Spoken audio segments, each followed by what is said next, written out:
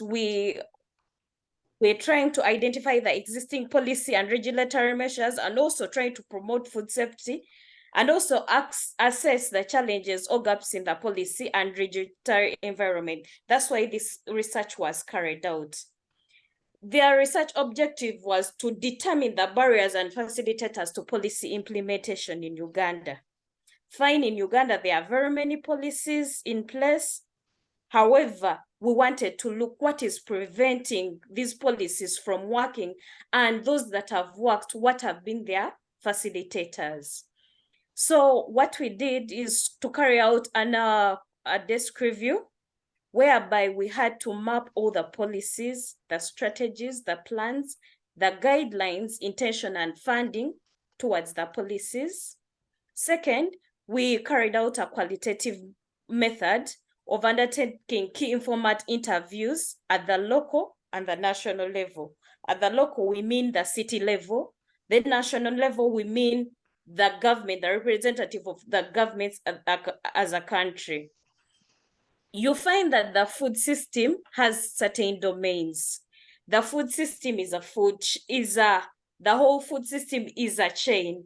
You start with the production, we go to the storage, processing, packaging, the distribution.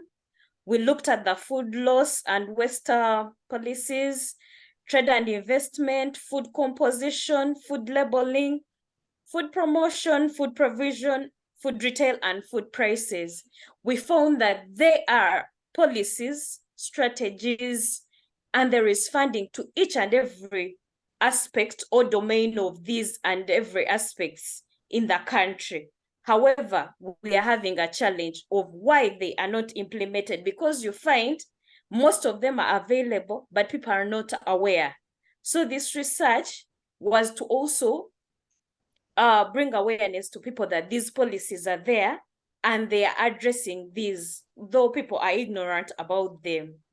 Some of the policies and regulations we found under the different domains as indicated below. We have the National Agriculture Policy, we have the National Agriculture Research Act. There are very many that address, and most of them are cross-cutting across the domains. However, you find that some of these policies and regulations are very old. They are very old, yet these policies have to speak to the National Development Plan, that Vision 2040, and these are current plans, given that the NDP stipulates the country's medium-term strategic direction, development priorities, and implementation strategies of the country. But you find some policies are so old that they may not be able to address some of these aspects of the NDP3 of current and the Vision 2040. Then the other policies, some policies are general, they are not specific to some of these elements. So that's where the challenges are, but there are very many policies and they speak to all the aspects that were included under the specific domains. What did we find? These are some of the codes that we use, because under the key informant interviews, we did the coding, and these are some of the codes that turned out to be prominent. Most of the barriers and facilitators, you will find that they are cross-cutting. What is a barrier? On the other side may be a facilitator. For example, most of the barriers or facilitators are actors in terms of organizations, individuals, and groups. But the one that stood out was the budget or financial resources. It's one of the barriers of policy implementation. Most of the stakeholders that we talked to realize that they are poorly funded. In most cases, if at all you're poorly funded, you do not have enough resources, you cannot recruit the needed manpower to be able to implement those policies. You're not able to carry out awareness among the people who are also going to help in implementing the policies. So it was an issue about financial resources. Apart from financial resources, what else came out? There is an issue of accessibility to information. People do not know that these policies exist. people are not informed about all a policy comes out, people are not made known of the policies. So this reduces on its implementation, given that people cannot implement what they do not know. Then the regional and local government. When we visited the local governments, we found that most of the people, or most of the workers, are not really skilled. They do not have the right skills to be able to implement the policies. They do not have the right requirements in terms of education, in terms of skills. And this is an issue. And in most cases, we also found that many of them weren't consulted when these policies are coming, because policies were coming from the national government, and the local governments, in most cases, they are not involved in this policy drafting. Then we looked at researchers and experts. While implementing policies, we need the researchers and experts, but you will find that in most cases, these are not there, especially at the district or the local level. So this bridges a gap, and implementation becomes hard because there is no guidance to guide those people on how to do or to implement these policies in an expert way. Then we have the community groups. We found that community groups in most cases are ignorant of these policies. They do not know what to do, since in most cases they weren't consulted. So they are not owning these policies. So this also bridges a gap. Then we look at the agri-food company industry. The agri-food company, these in most cases do not implement policies because of what they want to pass.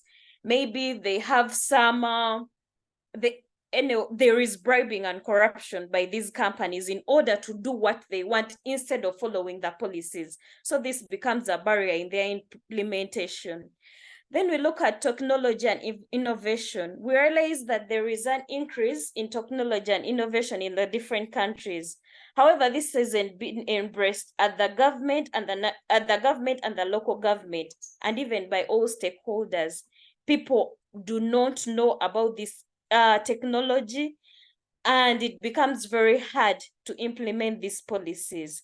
Then lastly, though there are many and the report really highlights them, there is the specific, during the implementation of policy, first of all, you have to carry out scientific research. And this in most cases takes a lot of time. When it takes a lot of time, many things would have changed in the process. And if at all they changed, maybe a policy now becomes irrelevant or not to, it cannot address the current problems, since problems keep on evolving. So this becomes really an issue. Maybe to finalize, we found that what the government should do is to create a healthy food environment. With the policies, it has to improve the capacity of the authority of government agencies, put the right infrastructure in terms of technology and all to support the multi-sector platforms and intergovernment networks. We found that in most cases, governments and local governments may not interconnect very well, yet local governments are the ones to implement these policies at the local level. So without that interaction, without that infrastructure to enable that interaction, it becomes very hard for the policies to be implemented.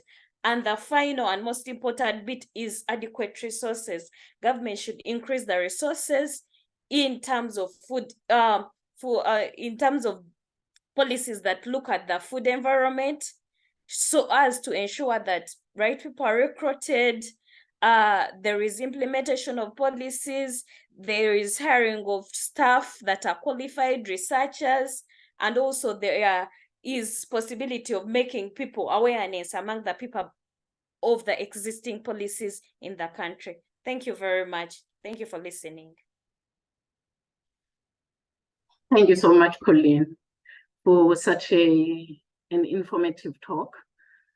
Indeed, like in Uganda, in most African countries, policy communication and advocacy lacks. And in most cases, it is due to funding constraints.